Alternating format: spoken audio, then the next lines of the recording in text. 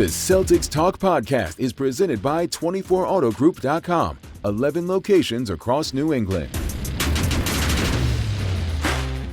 What's up, everybody? Post-game pod. A little bit of a downer. Coming to you after the Celtics fall 127-121 to the Memphis Grizzlies and Marcus Smart at TD Garden.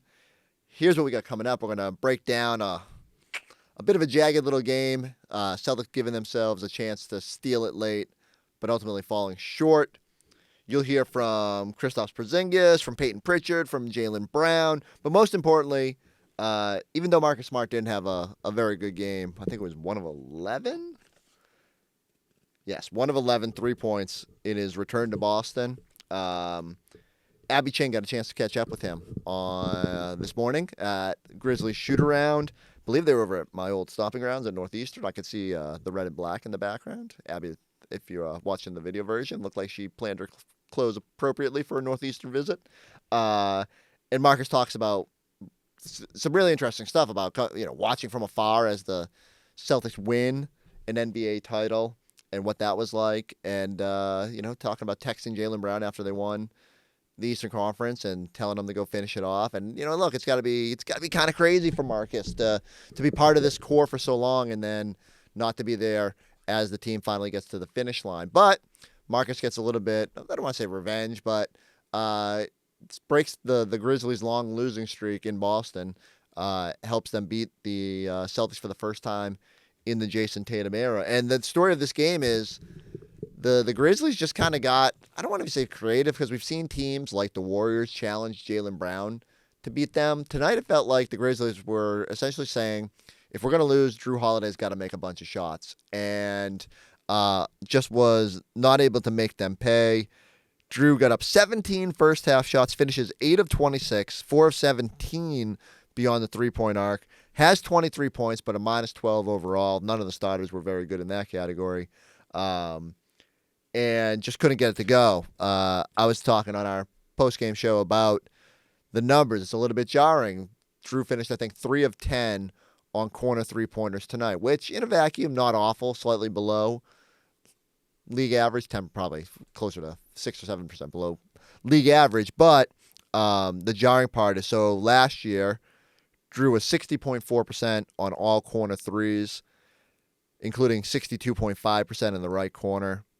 This year, including tonight's effort, down to 30.6% overall, 23.8% in the right corner, just 5 of 21, including 0 of 2 in this game. I can't put my finger on why Jrue hasn't shot the ball quite as well as he has in the past, especially last season. He's had games where he's been super impactful offensively. We saw it last night against the Milwaukee Bucks and helping them get to the finish line of that game with the floater late to hit the dagger and just a bunch of clutch buckets throughout that game. And so I thought maybe that was a little bit of a turning point for Jrue, starting to feel good about making shots, and just didn't translate tonight. Of course, I think some people will say, oh, he's 34 years old and they just gave him that big contract. I think it's a little premature to stress too much about Jrue's little bit of a slump here to start the season.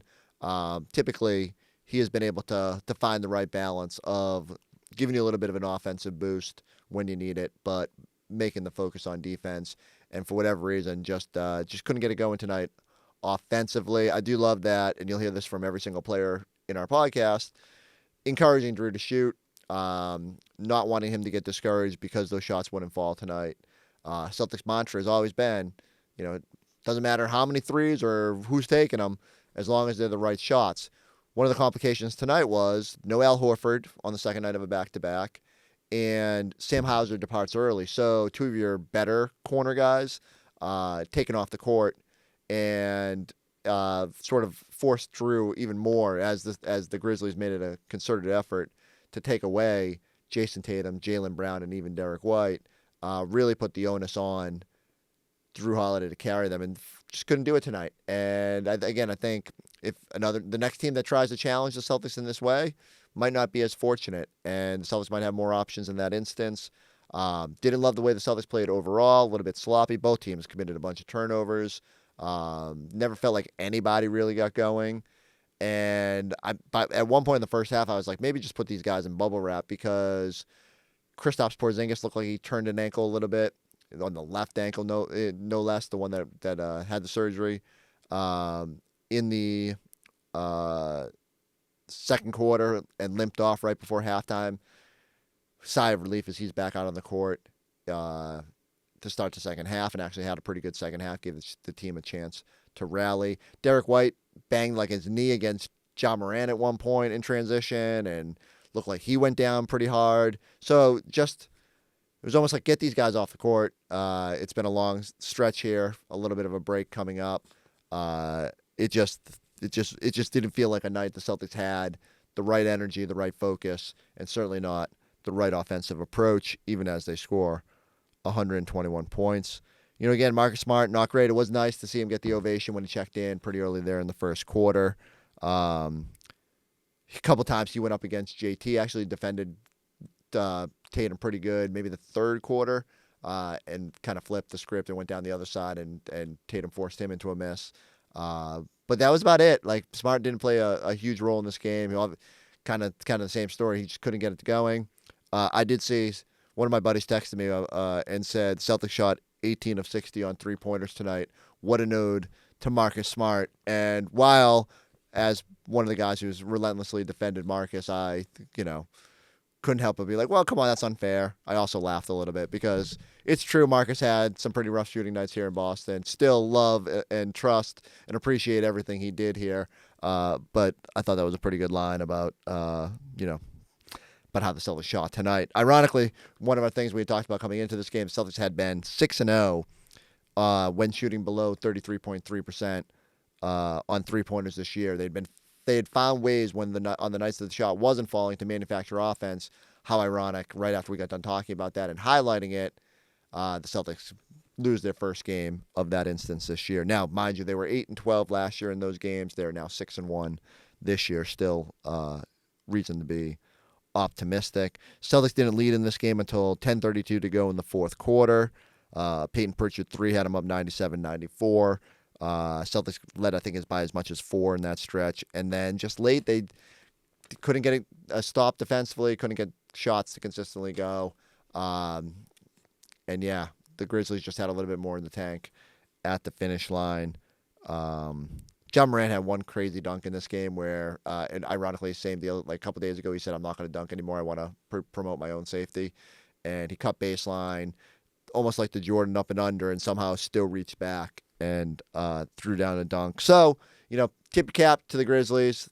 They rolled the dice with their game plan, worked for them. They get out of here 127-121. We're going to look ahead to both the big break coming up for the Celtics and a visit from the Pistons on Thursday. But first, here's more from our postgame show. The Black Friday countdown starts now. Drew Carter here with Slam Dunk Specials from Nissan 24. Lease a new Nissan Rogue for as little as $199 a month, or lease a new Sentra for as low as $124 a month. We want to buy your car, and we'll give you top dollar for it. Plus, get 24% off any brake replacement or coolant system services. Score your Black Friday deal before the final buzzer. Shop online at Nissan24auto.com. It's the Grizzlies who get this one over the Celtics. What stands out to you most? Well, again, I'm going to harp on this, what I've been harping on all season, 64-40 points in the paint, 24 plus 24 for the Memphis Grizzlies. That's something that they did coming into this game. They lead the league in points in the paint, and we didn't do a great job, I don't think, of taking away what they do well. Jaren Jackson had a fantastic game. Morant was out there balling out. But at the same time, 50% from the field, 45 from three. We got to ratchet our defense up. At some point, we got to make them numbers come down. It can't be so comfortable. I thought we did a decent job in the third quarter trying to make a game of it. And even in the fourth quarter, I thought we played well. But if you look, 31, 35, 28, and 33, that's what we gave up quarter by quarter, right? And to me, we got to have a quarter where it's 25 or below. And we weren't able to get none of that done tonight. Yeah, and part of that, too, in the fourth quarter was you brought up Jaren Jackson, who had 14 points in the fourth quarter, 14 of his 27 points. They couldn't stop him. Yeah, he had it his way. Look, think about it. Every which way. He's driving to the basket. Then he's going to take Luke Cornett, take a step back, knock down a three. Then right here, get a smaller guy on him. This is right shoulder, left-hand jump hook. Then he's going to get KP. This is tough. Spin move over his left shoulder, right-hand jump hook. I mean, every which way you could think how you could score. Here's another spin move right to the left hand, to the right hand over the left shoulder, jump hook. I mean, he was cooking. And then not only that, he has some key blocks, some key rebounds, defensive stops and stuff like that. And there is no excuse. You talk about, 6 games in 9 nights, 5 games in 7. However you want to split it, you want to back-to-back. It doesn't matter. You have to play. This is the scheduling. And we did look a step slow, a little bit tired out there. We didn't have the same explosiveness, I would say. We had it in spurts. I don't think we sustained that throughout the game. And you end up losing games like that when it ends up being like this. And, I mean, Memphis is a good basketball team. They're coming in. They're 4th in the West. They believe in themselves. They're pretty much healthy. They got their superstar player back. And Jaren Jackson Jr. is playing phenomenal. Like I said, they lead the NBA in assists, points in the paint, and blocks, and bench scoring. They're 2nd in the league in bench scoring and free throw attempts. So they get to the free throw line. They're always in attack mode. That's what all that screams, right? And that's what they were tonight. And you got to tip your cap off to them. I thought their game plan was pretty unique, right? And definitely they kind of took the ball out of Jason and Jaylen's hands. And when you look at the stat sheet, Jrue Holiday ended up with 26 attempts, 17 from 3, and not that Jrue Holiday is not a hell of a player because he's going to be a Hall of Famer one day, but you would much rather see Jason Tatum or Jaylen Brown taking 26 shots. But they went in the game plan of saying, hey, we're going to kind of force the ball. And a lot of those shots that Jrue Holiday were taking, it almost were dare shots. It was late contest, slow contest, like daring him to knock down the shots. And so you got to take those shots. And that's the reason why Jrue had 26 attempts is because you got to take them when they're daring you. It just didn't go in. And, I mean, you have nights like this. And think about this. This is what I want to say. As bad as it might have looked throughout the game, we lose a game by 6 points, and we're not playing. We didn't play anywhere near the caliber of basketball that we're used to playing. Al Horford was out, but making no excuses, give all credit to Memphis for coming in with a good game plan, sticking to their game plan, and then their star players making it happen when they needed to make it happen. All right, so they get the win over the Celtics here, and you look at the homestand, Celtics still got one more against the Detroit Pistons on Thursday, 10-3 at TD Garden so far, 37-4 last year. All right, let's bring in Drew and Scal now back courtside at TD Garden. And, fellas, your thoughts on this one? Eddie was just pointing out the unique game plan we saw from Memphis and maybe how that kind of threw things off kilter for the Celtics. I mean, I don't think they got thrown off kilter as much as he just missed shots. I mean, the only thing you could have said was, well, why not go and put Payton Pritchard over there and just take some Jrue Holiday out? He trusted him. He delivered. He still had good moments. But this game right here, you could point to the missed threes. To me, to be honest with you, it is Jaren Jackson Jr. fourth quarter performance dominating the paint. That's where this game was won and lost. Like, a lot of things go into winning and losing, but we had no answer for Jaren Jackson Jr. late in the game, and he made the plays that we did not make. So good hustle, good fight, great energy here in the building. Watching John Morant is special, but I give all the credit in the world to Memphis to come in here and do what they did. Jaren Jackson Jr. had 14 points in the fourth quarter. I think it was 6 for 8 from the field, a couple of free throws. And whatever the Celtics tried to take away from him, he capitalized on, right? When they weren't taking away his left hand, that's what he did. That's what he likes to do. Luke Cornett was sitting on his left hand, so he rises up. He hits a 3. It is just weird, and you got to give a lot of credit to Taylor Jenkins because the game plan worked. But Jrue Holiday, guys, was 60% from the corner last year. He was best in the league in both corners, or second in one and best in the other. He hasn't been quite as good this year, and you got to pick your poison if you're playing against the Celtics. They did it, and Jrue Holiday couldn't make him pay. I think if you play this game 10 times, maybe Jrue Holiday scores 35 of them, but he didn't tonight, and the Grizzlies won. I thought it was almost crazy. You're going to just give this guy open 3 after open 3. But, again, it worked out for him here. Do got to check in on the table courtside once again because broken. I don't know what's happening. I mean, we have it coming. But look at that, Eddie. I didn't move it in. You see that? Like, I held my ground right there. Hey, what is it with people running into you? You got bumped into tonight. Look at this. The other night bumped into. Dane runs into you. Come on. I like your anticipation. Get off. And by the way, he just shoves me for no reason. Yeah. He's protecting you. Come on. Yeah, but like, you know what, Drew? You're not about this life. Protecting me? You ain't about this life. He wasn't even gonna run into me. You're not about this life, dude. It's like you don't know. Why'd you give me the Heisman, bro? No, that's a foul. When you hit an NBA player, it's different. You ain't ready for that. And I love the high five that you gave to Derek. I thought we got the ball. Because at that point, it was the Celtics. I thought it was our ball. But I didn't move. But by the way, table broken leg. It'll be limping. Yeah. The whole thing, Eddie. Table is leaking. All right, well, we'll check him out on the injury report. That's the Frank Costanza he gave you there, Drew. He gave you the Frank Costanza, in the car. Oh, the stop short? Yeah. That's my move. All right, fellas. Thank you. What did their they punch first, and what did their physicality do in that early going that you guys kind of had to respond? They were okay. I didn't feel like they were like crazy physical. I felt like other teams maybe are even better, a little bit better than them. I think they just had like a specific game plan, which caught us off guard, of course, but that's how it is. The teams want to throw all kinds of crazy stuff at us to try to rob a game. Yeah. It is what it is. Good game plan. We didn't honestly we didn't make shots. Normal shots, caught us off guard a little bit, and our percentages were not close to our average, and even through the tough battle that we had, and we came back and we were right there, we weren't able to pull it off. From your perspective, what did they do that threw you guys off? That was just outlandish. Honestly, just backing the paint so heavily, so that took away a lot of my post-ups. Just the spacing was not good, and leaving Jrue wide open, which is kind of something we've seen for the first time. Jrue was really open, and I think it caught him off guard. I think it's, but as I said, teams are willing to try all kinds of crazy stuff to try to steal one, and they did that tonight.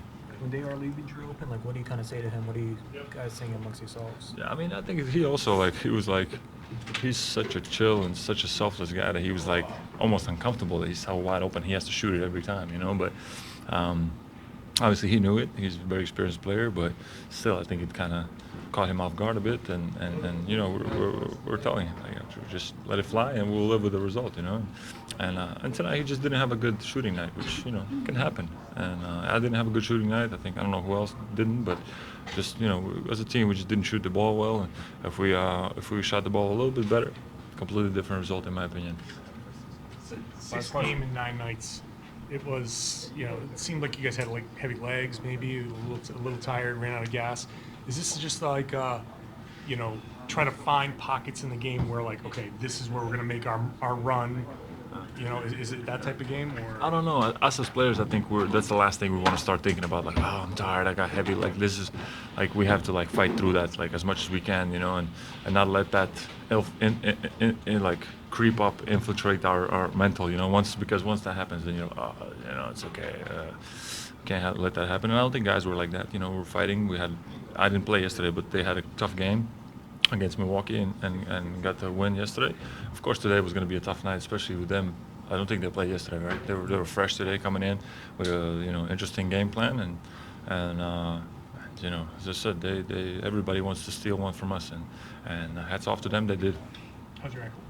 It will be all right. Yeah, just ankle sprain, but it pissed me off to roll my ankle. It's okay. We'll be fine. Thank you, KB. Thank you. So you and Marcus have a long exchange after the game. What was it like, one, to play against him for the first time, but also to see him again? It was weird. But, it was great. Marcus is a family member at this point. So to be able to see him, congratulating him on, him starting his family, et cetera, stuff off the court, is amazing. So, all that stuff is good, but it is definitely good to see him. What was it like playing against Marcus? It felt good. It's good to see him out there. We didn't get to play him against him last year. We had a lot of good memories with Smart here, and and he's loved in Boston and for a good reason. So it was definitely it was nice to see him out there. Marcus, so nice to see you. How are you? I know there's a lot going on in your life right now. And then you add this trip to Boston, but how are you? I'm great. Everything is great. My family's great. And it just feels good to be back here.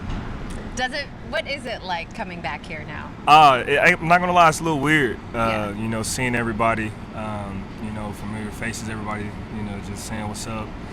Good to see me, welcome back, and how much they miss me and things like that. But it's a great feeling. You know, my time here was definitely one for the books to remember, and it's always a part of my life, so I'm very excited to do that. Yeah, Jason told me last night, once a Celtic, always a Celtic, and the legacy that you have left in this city, but also with the organization. Do you feel that way? Definitely. You know, those guys are my family. You know, I grew up with a lot of those guys. I grew up with the organizations. You know, Brad Stevens, I think his second year in the league as a coach was my first year as a player. So, you know, we went through a lot of battles together, a lot of sweat, a lot of blood, a lot of tears. And, you know, it's kind of hard to forget people like that and not keep them close to your heart. What were the emotions watching Jason and Jaylen and Al, those guys that you came up with, finally reach their dreams and finally grab banner number 18? Yeah, I mean, I was ecstatic for those guys. Obviously, you know, I was sad that, you know, I couldn't have been a part of it. You know, everybody, you know, at a professional level, the dream is to win the big title and have those rights and to be able to look back and say, at least I got one. But I'm very, very excited for those guys. Like I told you guys before, I grew up with those guys. We sacrificed, we went through a lot of wars. I know what they've sacrificed on and off the court. So I'm just happy to see those guys finally, you know, bearing the fruits of their labor. Did you watch it? I Could did. you watch it? I did. It was Were you tough. text messages and... It was tough. I actually did. I sent definitely to Jaylen. I'll never forget. I sent Jaylen after they won against Indiana to head to the finals. I told him, you know, go win it now. You got it. You got it here. You got to finish it this time. And he texted me back saying he got me, and he appreciated and loved me. And wish I was there, but he's gonna go handle business. So.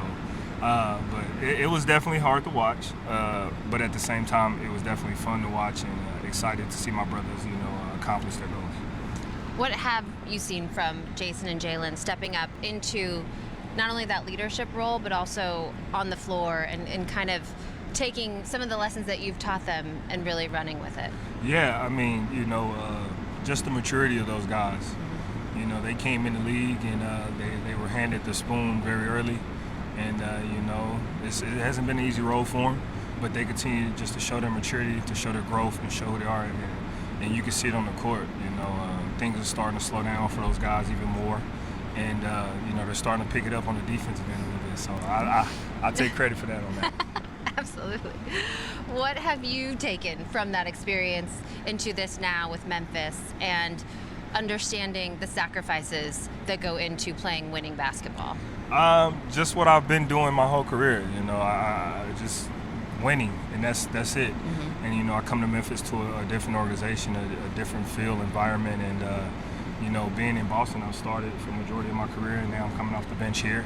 And, you know, just trying to be a professional and a vet. You know, nobody likes to come off the bench, especially when you've been starting, but at the end of the day, I'm trying to win, and whatever I can to do to help the team win is what I'm going to do. It right now, for me, that's coming off the bench. So I guess taking that away, my maturity as well, as a player, as a vet, and being that leader that, you know, I tried to be here while I was here and help these young guys out as well. You mentioned there are some very different personalities in this locker room of Memphis versus Boston, but what is it like playing with Ja Morant and some of those guys who are a little more... talk a little bit more trash on the floor is what I would say. Yeah, I mean, those guys, they're fun. You know, it's reminiscence. You know, I'm 30. You know, the closest guy to me, really? I'm 30. The closest guy to me is like 26. So we got those young guys, you know, and I'm the old guy in the room. So you're the old head guy. Yeah, so just listening to them and watching them and seeing the energy that they got and the way that they play with the fire, you know, it just reminds you, all the work that you put in when you were younger to get here, and now that you're here, that same fire to bring out. It's definitely a blast to play with these guys, I know what I'm about to say is foolish, but they make me feel younger. But no, it's definitely fun. You know, Ja's an unbelievable talent in his own right, and the things that he can do on this court. But, you know, off the court, you know, he's a totally different person in his basketball persona. And I think a lot of people don't get to see that, you know, because a lot of stuff that has happened, and I think it's just been the label that has been put on him. But, you know, he's a great kid on and off the court. He's a great basketball player. And he has a great team behind him with me and the rest of these guys. And we just want to see each other succeed. You were listed as questionable for this game with an ankle, and then now you got the eyebrow thing. I think it would take a lot to keep you off the floor, though. What are you expecting it to be like when you do step on the parquet to face off against your former team? Emotional. You know, it's a difference when I came here last year. I didn't play, to actually playing and hearing your name called. And, you know, stepping on that court. So right now, it's kind of just even tone for me, but I'm sure once I get into the Garden and hear those fans and hear my name being called to check in, I'm sure it'll be really emotional for me. I think emotional for many in Celtics Nation. Marcus, thank you so much. Thank you. All right. Let me count this up. So Sunday, Monday, Tuesday, Wednesday, Thursday. We got like essentially 5 days until the next game. A real chance for the Celtics to get off their feet. They're scheduled to take, I believe, they're off until Wednesday when they resume practice. 6 games in 9 nights here, 5 and 7. Things get really crazy again in January, especially with some more travel. You got Christmas Day game. So a chance to just kind of like exhale, take stock. I suspect that Joe Mazzulla and Matt Reynolds and all the film gurus will be in there kind of like taking inventory on how things have gone. Celtics have played pretty well to this point, but clearly another level that they can go to. We had that discussion this week on our pregame show about, you know, have the Celtics met expectations? Have they exceeded expectations? And, you know, a lot of our crew was saying, you know, what's the, let me look at the record here because I've already forgotten it. 23 and they had been 19 and 5. I had them at 20 wins already. I'm thinking about Cleveland because Cleveland, Evan Mobley goes for 41 points today, career high, and the Cavs are still rolling a little bit of distance here atop the East, but you know, it'll be interesting. I think by the new year you could see those two teams being pretty equal heading into the final couple months of the season here. I think the Celtics, again, we've seen enough glimpses to know their championship level. I just think there's another level they can go to, and it would help if they were healthy for a longer stretch. But that's never been an excuse here. So a couple days here to get off their feet. You start looking ahead to Thursday. They're not in the NBA Cup, so we don't have to pay attention early in the week when everybody else are fighting out for their spot to go to Vegas in that bracket play. But you know, the Celtics ended up with Detroit and Washington as their added regular season games. They host Detroit, a rematch of a game that just got played up there a few days ago, or in Boston a few days ago. And look, the Knicks, the Pistons dusted themselves off after losing to Boston, went down to New York tonight, handed them a loss. Cade Cunningham goes for a triple-double. The Pistons scored 39 points in the first quarter. There are times when that thing looks really good, and J.B. Bickerstaff has them playing really hard. Celtics got to be ready. It's not an easy game added to the schedule with the way the Pistons have been playing and the way their young talent is continuing to take strides forward. You know, I think they're still 11th in the East. I keep wondering if they'll make a play for a play-in spot.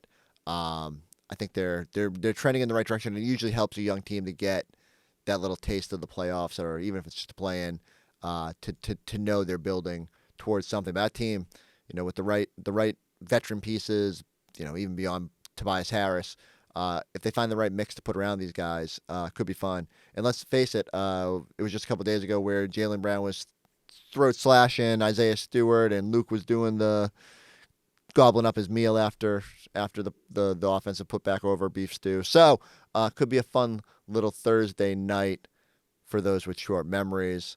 Celtics then head down to Washington. And then I'll just fully admit, I have no idea what's on the schedule after that. Not until Christmas in Philadelphia. It's been quite a grind, and it's been fun to get this deluge of games. I need everybody to rest up, though. You know, keep watching. we'll probably have some Celtics content moving forward before we get to Thursday. But for now, go catch up on Post-Game Pods if you haven't already. Go like, subscribe, check us out on the YouTube page. We'll catch you next time on the Celtics Talk podcast.